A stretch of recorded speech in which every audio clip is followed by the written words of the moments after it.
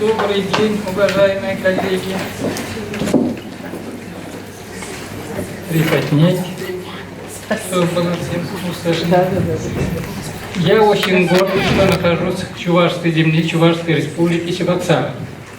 Поскольку я занимаюсь спасительной 30-летней педагогикой, а основоположником является чуваш Геннадий Никандрович Волков. Ну вот.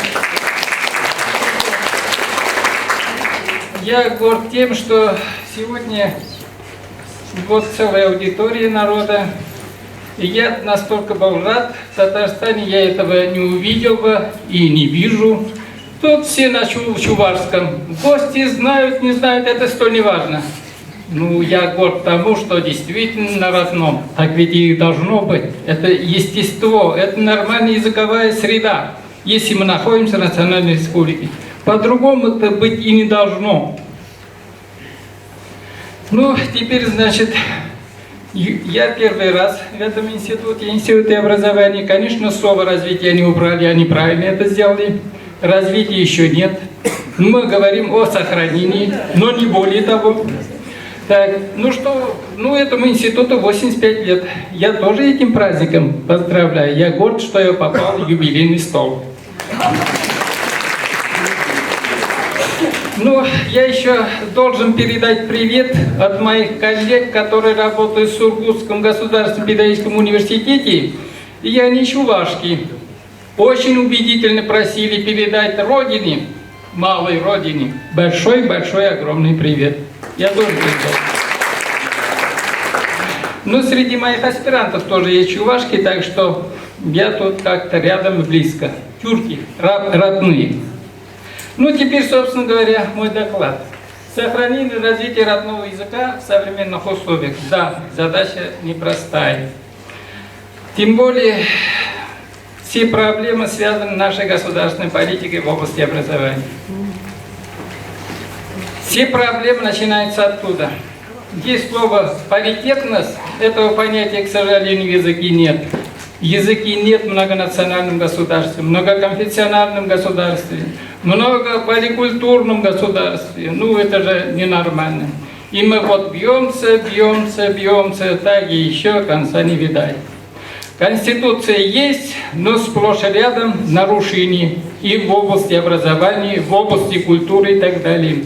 Ну, очень символично было, что тут должны были присутствовать вот в первом ряду 3 министра, которые имеют прямое отношение к нашей проблематике. Не может образование без родного языка, не может культура без родного языка. Ну вот министр информатики, спасибо ему, он соизволил, он понимает проблему, он единственный понимает проблему, что его хлеб – это язык. Без языка он и не издаст ни газету, ни журнал, ни книг, ни телевидение, ни радио не будет работать. Вот ему спасибо. Остальные, конечно, не соизволили так посчитать нашу проблему первозадачной для себя, приоритетную. Ну что ж, это тоже наша жизнь. Это такое отношение к нашему родному языку. В нашем государстве вид нас 123. Вот наш букет состоит из разных 193 цветов. Конечно, очень яркий там цветок – это русский язык. Ну, татарский и так далее, пошло-поехало. Ну вот, но, к сожалению, там нет паритетности. Кому не хватает света, кому влаги, кому тепло. Вот цветы расцветают по-разному, а большие иной раз и не расцветают.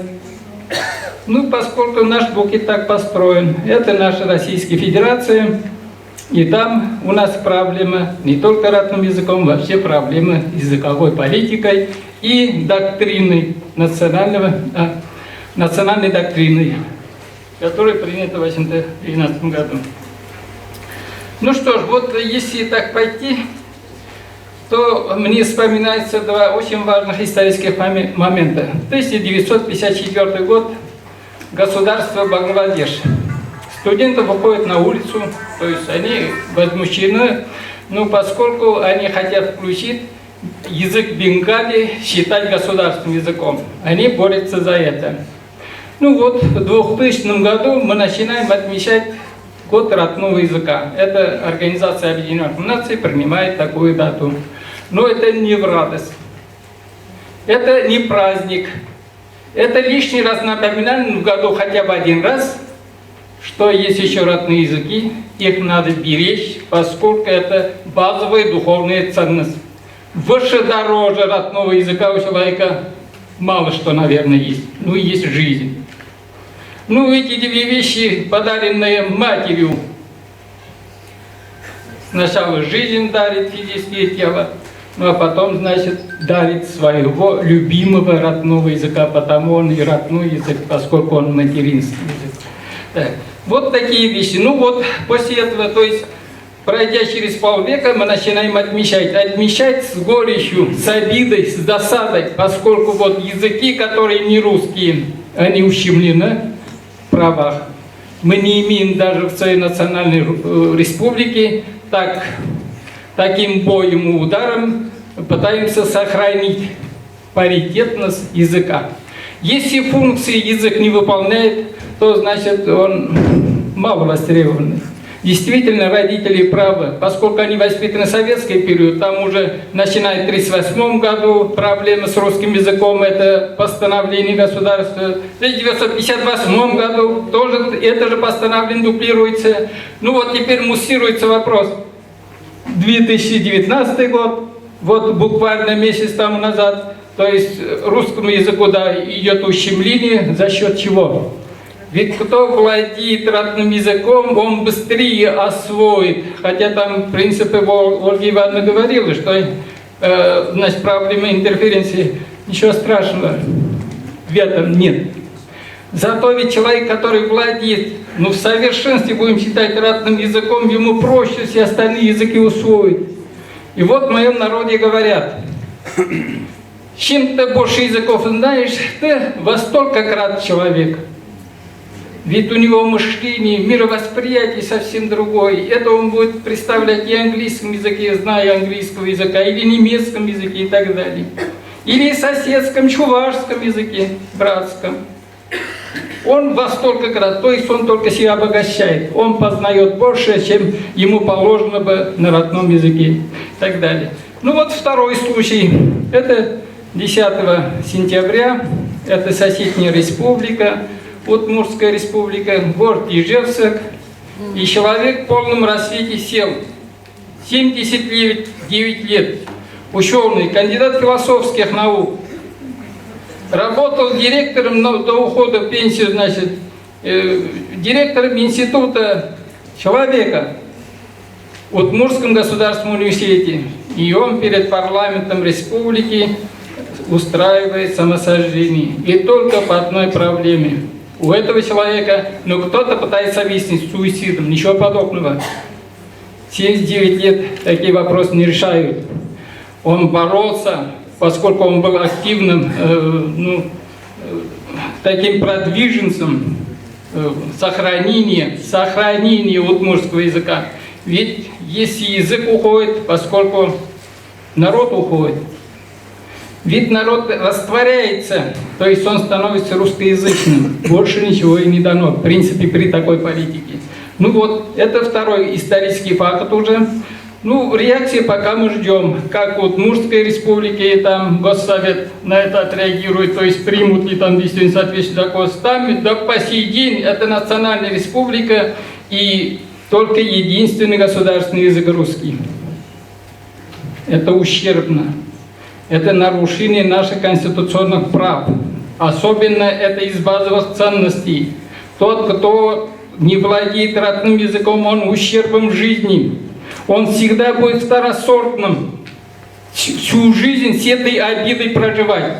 Но поскольку мы знаем историю, как создавалась Российская империя, это ведь колонизация, начиная за Уралом туда, ну пока значит, покорили Казанское ханство, Астраханское ханство, Сибирское ханство, ну все, просторы, дальше воевать не с кем.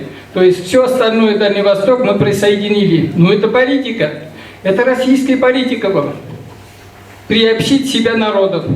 Если это приобщил хорошо, согласна, ну из них только 2 народа присоединились. Остальные, в общем-то, не были согласны. Ну, конечно, кто согласится свою свободу продать-то? Свою независимость продать? Таких я еще не знаю в истории. Ну вот, это случилось. Ну что ж, тогда надо относиться к этому тоже уважительно. Если ты решил управлять этим народом, так относись уважительно. Тем же ответит тебе этот народ. Но история, видимо, ничего хорошему не учит в этом. Вот я единственное сейчас хочу подключить видеоматериал. Он, скорее всего, будет поучительным. И там другой татарин теперь все мои мысли будет повторять по поводу того, что случилось. Это ведь нам, ну, предупреждение, упрек. Ну что ж, мы сегодня татарский язык не исчезает. Ну, смотрите, нас около 6 миллионов татар в Российской Федерации. Но больше половины нас не владеет уже родным языком. То есть они уже много чего потеряли. Они русскоязычные, но ведь он не русский, он никогда не будет русским. Ментальность не позволяет этого, гены не позволяет этого быть, и никто не станет другим. Он потерял свое родное, вот дорогое, ценное, то есть то, что должно было достаться по наследству, начиная от родного языка, истории, культура, ну, материально-духовная культура и так далее. То есть многие ценности, начиная с самого языка. Ну что ж, тогда давайте... 10 сентября он вышел к стенам парламента Удмуртии на одиночный пикет с плакатами. На одном плакате вопрос: «Есть ли у меня отечество?» На другом отрывок стихотворения знаменитого аварского поэта Расула Гамзатова: «Если завтра мой язык исчезнет, то я готов сегодня умереть». Стихотворная метафора стала реальностью. Заслуженный деятель науки Удмуртии Альберт Разин поджег себя у стен Удмуртского парламента. Мы не будем по этическим причинам показывать вам эти леденящие душу кадры безмолвно горящего живого человека. Потому что это, конечно, противоестественно самой природе человека.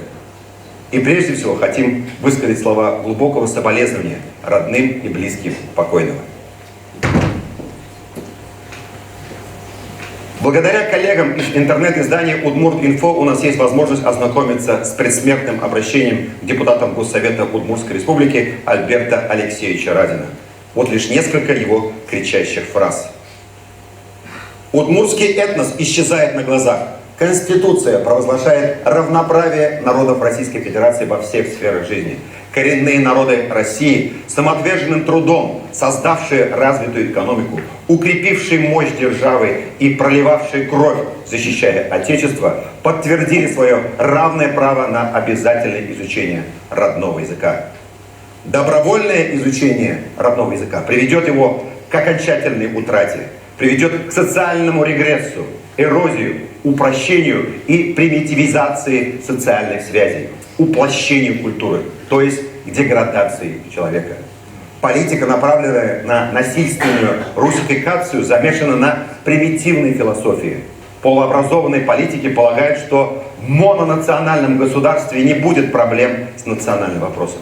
Они не понимают, что многонациональность не беда России, а благо. Каждый этнос открывает одну из граней многосторонней истины. Вообще надо признать, что знание многих языков способствует развитию личности. Знание языка коренных народов не мешает изучению русского языка, а наоборот, билингвисты и полиглоты русским языком владеют лучше. Следовательно, Россия духовно богатая страна. Этому надо радоваться. Гибель народа – это невосполнимая утрата для всего человечества. Это трагедия. Когда дело касается сохранения языка и культуры народа, не может быть прагматичного подхода. И в конце письма крик души Альберта Разина. Прошу сделать все возможное, чтобы не исчез мой удмуртский народ с его самобытной культурой и великим языком. Я не буду комментировать предсмертное письмо удмуртского ученого. Можно не во всем с ним соглашаться, но в этом письме каждая строка написана кровью. Скажу только, несколько лет назад Всемирная организация ЮНЕСКО внесла удмуртский язык в число исчезающих языков. По этому поводу наша программа делала сюжет еще в 2017 году. Да. Маша, они все равно выйдут. Не выйдут. Выйдут. Не выйдут. Извиняюсь, реклама.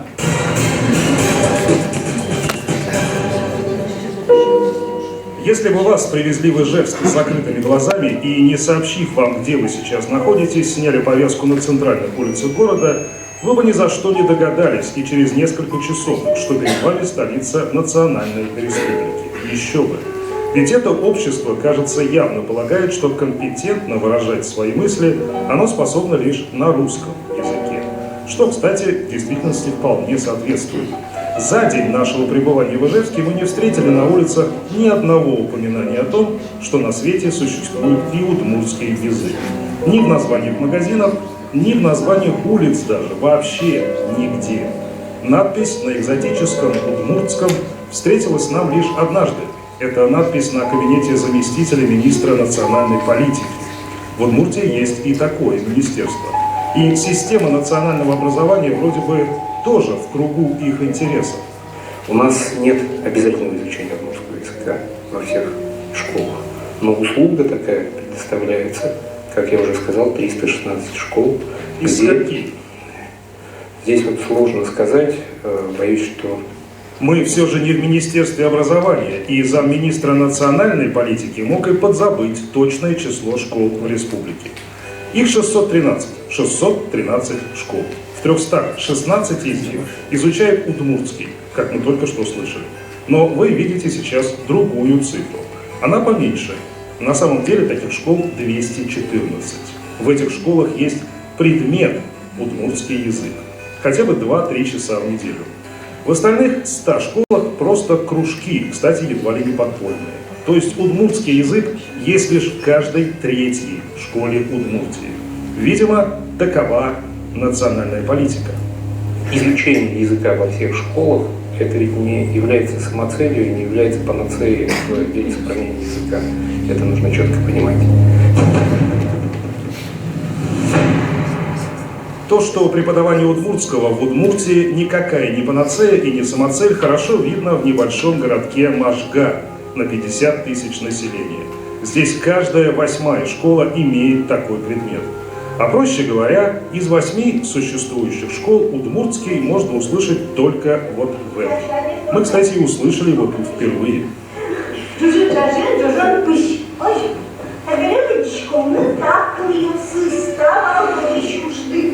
Речь удмуртская даже в нашей республике. Не так много ее слышно, как бы хотелось. Может, и доживем до такого момента, когда удмуртский язык будет востребованным. Не хочется опускать руки, хочется надеждой жить. Это большой вопрос сегодня в Удмуртии, кто кого переживет. Нынешнее поколение удмуртский язык или все же язык переживет поколение. Родители, может быть, не желают? Да, желают, увы, не все. Но спрос всегда есть. Вы удмуртский язык изучаете в школе? Нет. Не изучаете ли удмуртский язык? Нет. А ты знаешь удмуртский? А как будет здравствуйте? Не знаешь? Чуть более знаю. А как дела?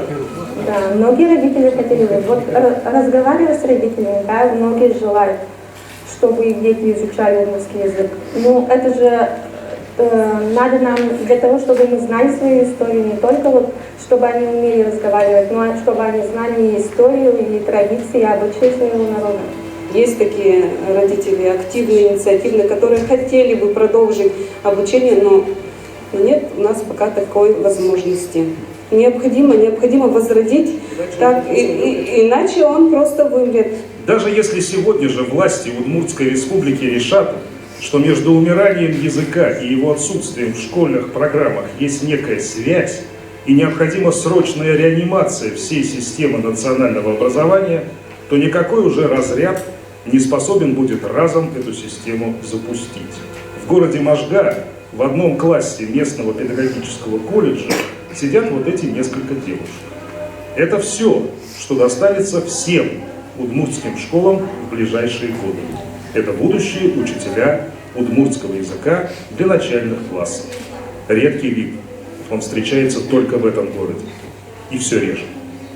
Учителей удмуртского языка не готовят сейчас никто. Никто не готовит, да. Только мы.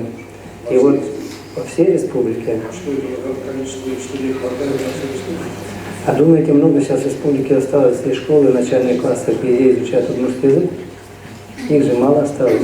Понимание вот, людей, что надо свой родной язык знать, изучать, как-то вот исчезло.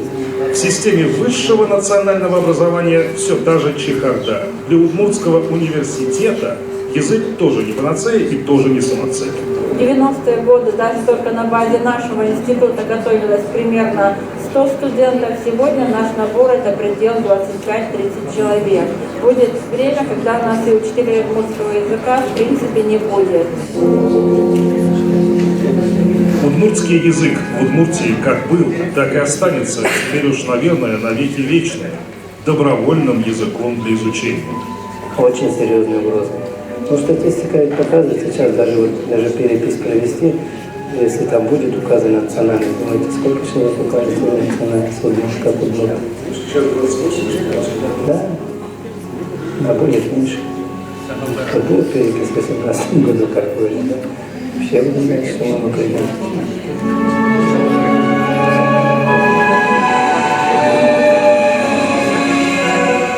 Михаил Любимов и Андрей Мохов. 7 дней. Удмуртская республика. Уважаемые коллеги, вот смотрите, за последние 20 лет у нас, из-за того, что у нас такая политика по отношению к разным языкам, титульным народам Российской Федерации, исчезли. Я перечисляю только.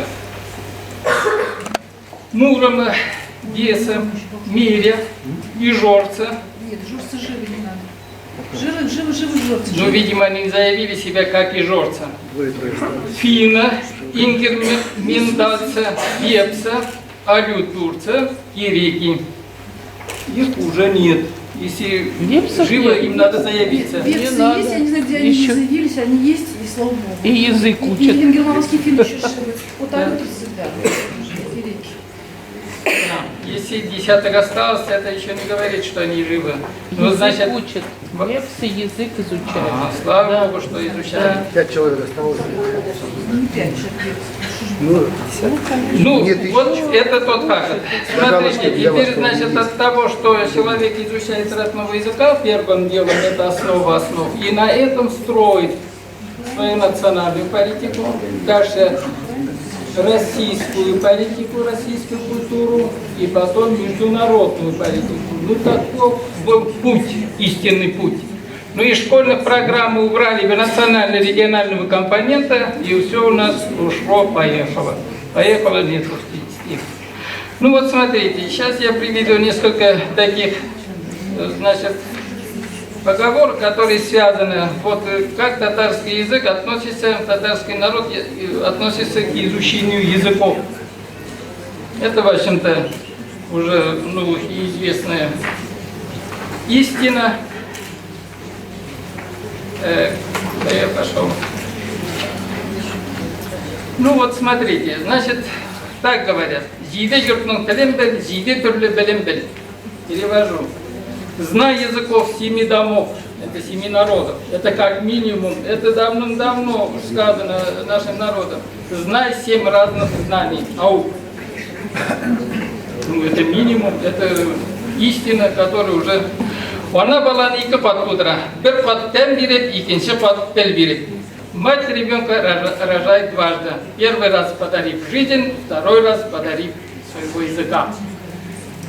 Тогда он будет продолжателем тех ценностей, которые у мамы есть, у семьи есть, у народа есть.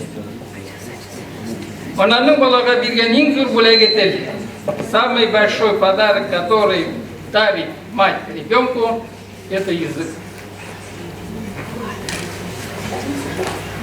Далее, интотдетель тугантель, онам силеп тургантель. Самый сладкий язык – это родной язык, на котором говорит мать. Это пашетель. Начало нравов – тоже язык. Тугантельный кадрляган халық кадрлы болар. Тот, кто уважает своего родного языка, он будет уважаемым среди других. Так. Ну вот такой расклад по поводу того. Теперь, значит, я резюмирую, вот что надо сделать, чтобы хотя бы вот из 3 составляющих сохранения, возрождения, развития, до развития действительно далеко, для сохранения языков, титульных языков, их 184 у нас.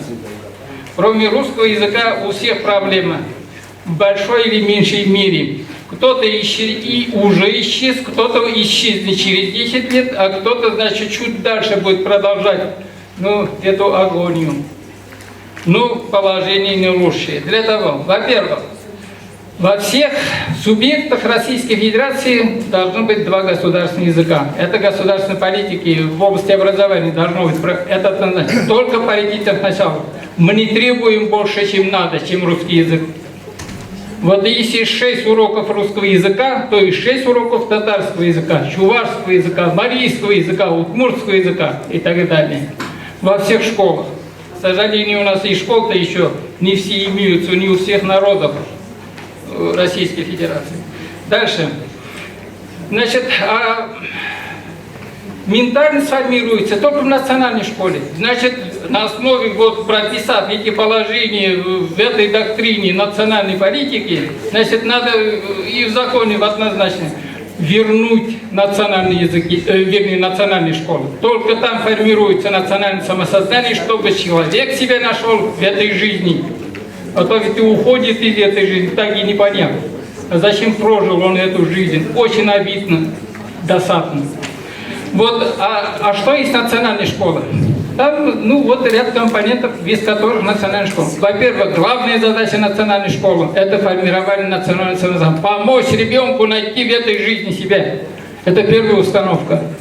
Потом он будет где-то в Соединенных Штатах трудиться. Но это же другой вопрос. Чтобы понять, найти себя, значит, изучать родной язык, это однозначно как предмет.